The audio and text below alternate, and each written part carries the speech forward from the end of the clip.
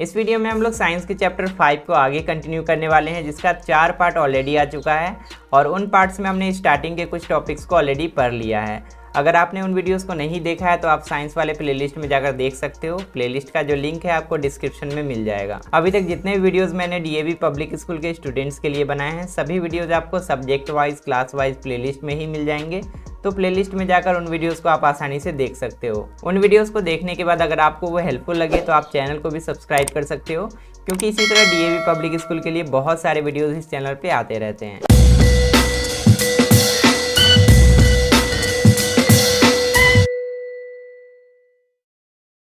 इससे पहले कि हम लोग चैप्टर को पढ़ना स्टार्ट करें, सबसे पहले हम लोग फिर से ब्रेन मैपिंग कर लेते हैं, ताकि हमें पता रहे कि इस चैप्टर का कौन कौन सा टॉपिक्स हमने ऑलरेडी पढ़ लिया है और कौन कौन सा टॉपिक बचा हुआ है जिसको हम लोग इस वीडियो में पढ़ेंगे। इस चैप्टर का स्टार्टिंग का 3 टॉपिक्स को हमने पार्ट 1 में कंप्लीट कर लिया था। उसके बाद पार्ट 2 में हमने मेजरमेंट ऑफ टेम्परेचर को पूरा पढ़ लिया था। उसके बाद पार्ट 3 में हमने ट्रांसफ़र ऑफ हीट के बारे में पढ़ा था और हमने कंडक्शन को पूरा पढ़ लिया था डिटेल में। उसके बाद पार्ट 4 में हमने कन्वेक्शन को पूरा डिटेल में पढ़ लिया था। और ये वीडियो जो कि पार्ट 5 है, इसमें हम लोग रेडिएशन के बारे में डिटेल में पढ़ेंगे और उसके बाद ये चैप्टर पूरा कंप्लीट हो जाएगा। रेडिएशन को डिटेल में पढ़ने से पहले एक बार हम लोग देख लेते हैं कि कंडक्शन और कन्वेक्शन से ये जो तीसरा मोड ऑफ ट्रांसफ़र है, मोड ऑफ हीट ट्रांसफ़र है रेडिएशन, ये कैसे अलग है।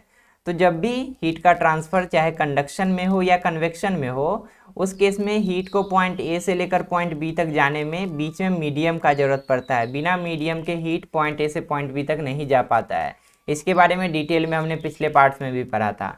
जैसे कि यहाँ पे कंडक्शन में हीट को पॉइंट ए, ये है पॉइंट ए और ये है पॉइंट बी, यहाँ से लेकर यहाँ तक जाने के लिए बीच में मीडियम का ज़रूरत पड़ रहा है। अगर हम लोग इस लोहा को, इस हैंडल को बीच से हटा दें तो हीट यहाँ से लेकर यहाँ तक जा ही नहीं पाएगा, क्योंकि यहाँ पे मीडियम उसका हट जाएगा।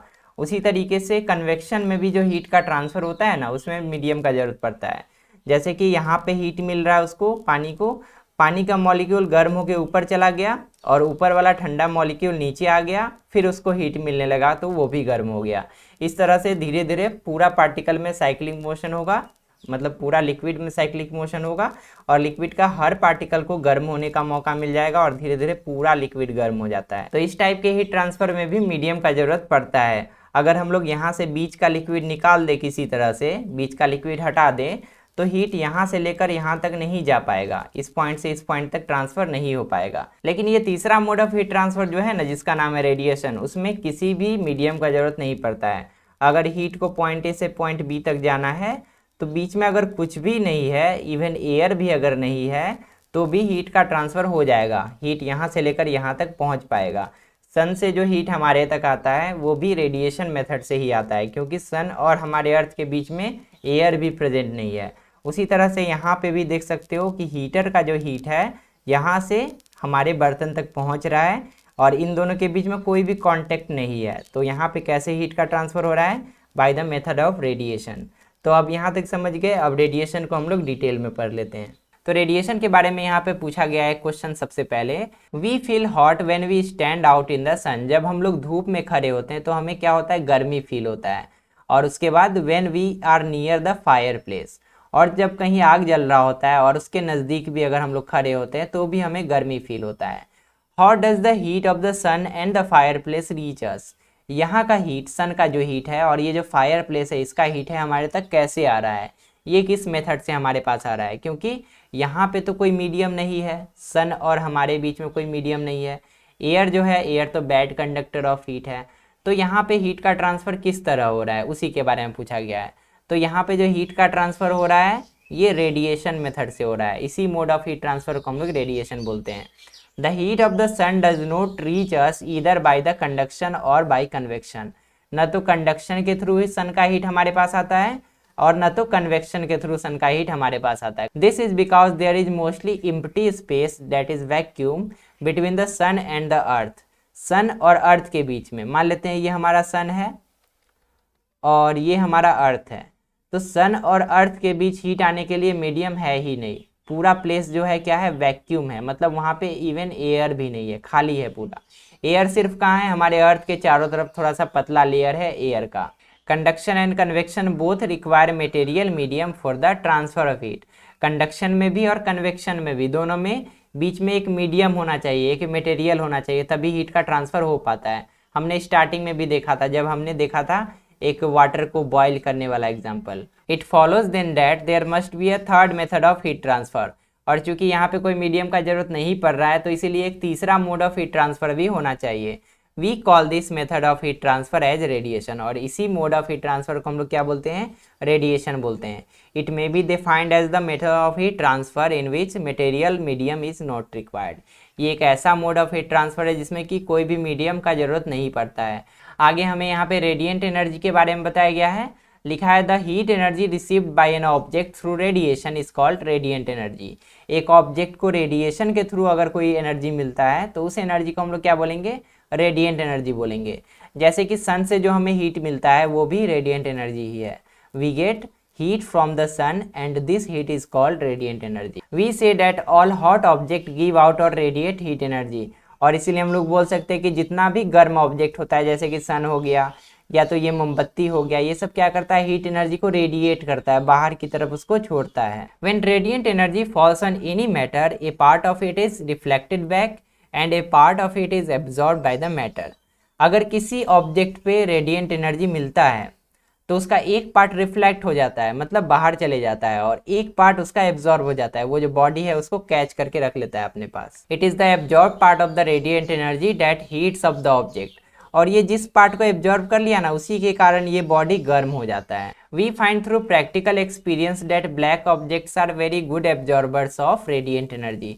हम लोग अपने एक्सपीरियंस से जानते हैं कि जितने भी ब्लैक ऑब्जेक्ट होते हैं ना, वो रेडिएंट एनर्जी को अपने पास एब्जॉर्ब करके रख लेते हैं, उसको कैप्चर करके रख लेते हैं।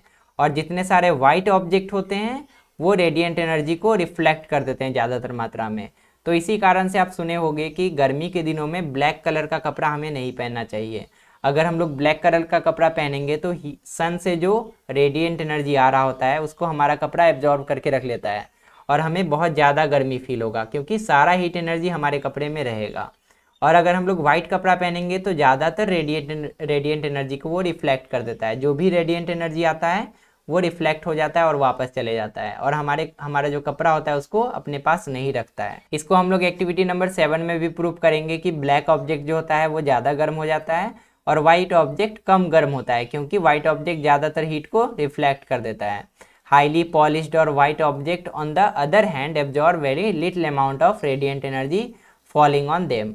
और जो पॉलिश्ड ऑब्जेक्ट होता है, जिसपे पॉलिश्ड यानी कि अगर कोई शाइनी ऑब्जेक्ट है तो वो हीट को रिफ्लेक्ट कर देता है, वापस भेज देता है, और वाइट ऑब्जेक्ट भी ऐसा ही करता है।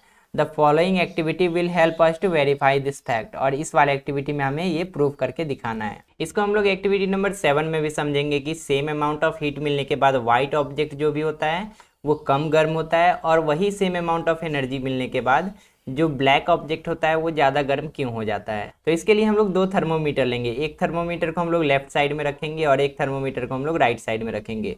एक थर्मोमीटर के बल्ब के ऊपर हम लोग वाइट कलर का कपड़ा बांध देंगे और एक थर्मोमीटर के बल्ब के ऊपर हम लोग ब्लैक कलर का कपड़ा बांध देंगे। इससे क्या होगा कि जितना भी टेम्परेचर इस वाइट कपड़ा और इस ब्लैक कपड़ा का होगा वो हमें इस थर्मोमीटर में दिखेगा। एक चीज़ हमें और ध्यान देना होगा कि दोनों थर्मोमीटर को हमें मोमबत्ती से सेम डिस्टेंस पे रखना पड़ेगा।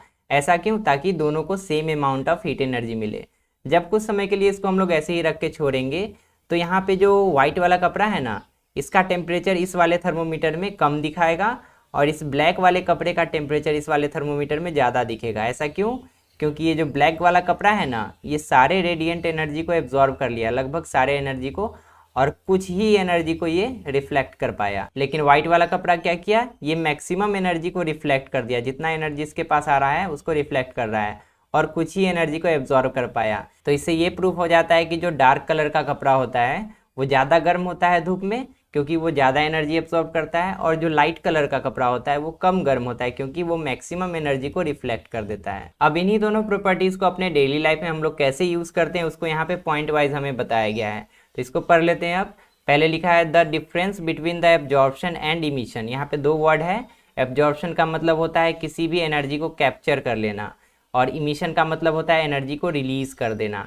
तो ये दोनों जो प्रॉपर्टी है उसी के बारे में बात हो रहा है यहाँ पे। The difference between absorption and emission, properties of black and polish surface has many practical usage. इसका बहुत सारा यूज है we list below some of these, और कुछ यूज को हम लोग यहाँ पे पढ़ने वाले हैं। पहला पॉइंट यहाँ पे दिया है, the bottom of cooking utensil is often kept black, this enables the utensils to better absorb the heat of the flame. ज़्यादातर खाना बनाने का जो बर्तन होता है उसका बॉटम को ब्लैक कलर का रखा जाता है। ऐसा क्यों होता है? ब्लैक इसीलिए रखा जाता है क्योंकि ब्लैक कलर जो होता है वो हीट को अच्छे से एब्जॉर्ब कर पाता है। तो जब हीट को अच्छे से एब्जॉर्ब करेगा ये ब्लैक कलर के कारण, तो खाना जल्दी पकेगा। दूसरा पॉइंट यहाँ पे दिया है, वी प्रेफर वाइट और light coloured cloth in summer, they absorb heat less from the surrounding. गर्मी के समय में हम लोग या तो वाइट कलर का कपड़ा पहनना पसंद करते हैं या तो लाइट कलर का, मतलब कोई भी चमकीला कलर। इससे क्या होता है कि वो हीट को बहुत कम मात्रा में एब्जॉर्ब करता है और हमें गर्मी कम लगता है। तीसरा पॉइंट यहाँ पे दिया है, टी और coffee pots are often made shining bright. चाय रखने वाला या कॉफ़ी रखने वाला जो बर्तन होता है उसको हमेशा चमकीला बनाया जाता है। ऐसा क्यों? They therefore radiate out less heat, क्योंकि इसी चमकीला होने के कारण उससे हीट बहुत कम मात्रा में बाहर की तरफ निकल पाता है। द टी और coffee kept in them therefore stage hot for a longer time, और इसी रीजन से उसमें जो भी चाय या कॉफ़ी रखा जाता है वो बहुत ज़्यादा समय के लिए गर्म रहता है। फोर्थ पॉइंट में एक और यूज़ दिया गया इस प्रॉपर्टी का, लिखा है fire brigade man often use shining brass cap. Fire brigade वाले जो लोग होते हैं वो हमेशा चमकीला टोपी पहनते हैं। रीज़न क्या है? These caps absorb very little heat and therefore help the fireman while they are putting off the fire. इनका जो टोपी होता है वो चमकीला होने के कारण बहुत कम हीट एब्जॉर्ब कर पाता है, ज़्यादा मात्रा में हीट को रिफ्लेक्ट कर देता है, और इस कारण से टोपी गर्म नहीं होता है और फायरमैन जो होते हैं वो आराम से अपना काम कर पाते हैं। 5 नंबर पॉइंट में लिखा है, houses generally have light colours on their outer walls. ज़्यादातर घरों को बाहर से किसी लाइट कलर से ही पेंट किया जाता है। इसका क्या रीजन है? These absorb and radiate less heat. इसका रीजन ये है कि कोई भी लाइट कलर जो होता है ना वो बहुत कम हीट को एब्जॉर्ब करता है और बहुत कम हीट को रेडिएट करता है। इसके कारण से क्या होता है? This help to keep the houses cool in summer. इसके कारण से गर्मियों में जो घर होता है वो ठंडा रह पाता है, एंड वार्म इन विंटर, और ठंडा के समय में वो घर को गर्म रख पाता है। आगे पॉइंट नंबर 6 में दिया है, many buildings in the cities have coated shining glass on their outer walls. जो बड़े बड़े बिल्डिंग्स होते हैं उनके ऊपर भी आप देखोगे तो बहुत शाइनिंग शीशा लगा होता है, उसके ऊपर ग्लास लगा होता है, जिसके कारण से these absorb and radiate very little heat. वो जो शीशा लगा होता है उसके कारण से बहुत कम अमाउंट ऑफ हीट वो घर बिल्डिंग जो भी होता है वो एब्जॉर्ब कर पाता है। This help to improve the efficiency of air conditioning system in the building. और इसके कारण से इस बिल्डिंग में जो एयर कंडीशन होता है वो बहुत अच्छे से काम कर पाता है, क्योंकि आउटर हीट बिल्डिंग के अंदर नहीं जा पाता है। सबसे अंतिम पॉइंट नंबर 7 में दिया है, the thermos flask is use to carry in it hot और कोल्ड ड्रिंक्स। थर्मस में हम लोग या तो कोई गर्म चीज रखते हैं या तो ठंडा चीज रखते हैं। It makes use of the property of shining और polish surface of absorbing as well as radiating very little heat. अगर आप थर्मस को देखोगे तो उसके अंदर का जो सरफेस होता है बहुत ही चमकीला होता है, जिसके कारण से अंदर जो भी हीट प्रेजेंट होता है वो बाहर नहीं जा पाता है, और बाहर जो भी हीट प्रेजेंट होता है वो अंदर नहीं आ पाता है, जिसके कारण से अगर उसके अंदर हम लोग गर्म चीज रखेंगे तो वो गर्म ही रहेगा, और अगर हम लोग ठंडा चीजें रखेंगे तो वो ठंडा ही रहेगा। It also makes use of the bad conductivity of air और vacuum through its double walled structure. और थर्मस में भी डबल वॉल्ड रहता है, मतलब 2 गो वाल उसमें बना होता है, और उसके बीच में या तो वैक्यूम रहता है या तो एयर भर दिया जाता है, जिसके कारण से हमें पता है कि एयर जो है बैड कंडक्टर ऑफ हीट है, जिसके कारण से हीट का ट्रांसफर यहाँ पे नहीं हो पाता है, न अंदर से बाहर की तरफ न ही बाहर से अंदर की तरफ। तो यहाँ तक हमने जितना पॉइंट पढ़ा इससे हमें ये पता चला कि रेडिएशन के थ्रू जो हीट का ट्रांसफर होता है उसको हम अपने बेनिफिट के लिए कैसे यूज कर सकते हैं। इन पॉइंट्स को आप खुद से भी पढ़ लेना, तब आपको और अच्छे से समझ में आ जाएगा। तो बस इस वीडियो में इतना ही। इस चैप्टर का जो सबसे लास्ट टॉपिक बचा हुआ था रेडिएशन, उसको भी हमने इस वीडियो में कंप्लीट कर लिया, और इस पूरे चैप्टर को हमने 5 पार्ट्स में कंप्लीट किया है, और 5 पार्ट का लिंक आपको साइंस वाले प्लेलिस्ट में मिल जाएगा। तो आप 5 पार्ट को देख लेना अगर आपने अभी तक नहीं देखा है तो। इस चैप्टर का जो भी नोट्स मेरे पास अवेलेबल होगा आप उसको हमारे वेबसाइट davguru.in पे जाके डाउनलोड कर सकते हो। इस पे बस आपको चैप्टर का नाम सर्च करना होता है और आपको डाउनलोड करने का लिंक दिख जाता है वहाँ पे। तो बस इस वीडियो में इतना ही, मिलते हैं अगली वीडियो में एक नए टॉपिक के साथ। तब तक के लिए अपना ध्यान रखो और अच्छे से पढ़ाई करते रहो।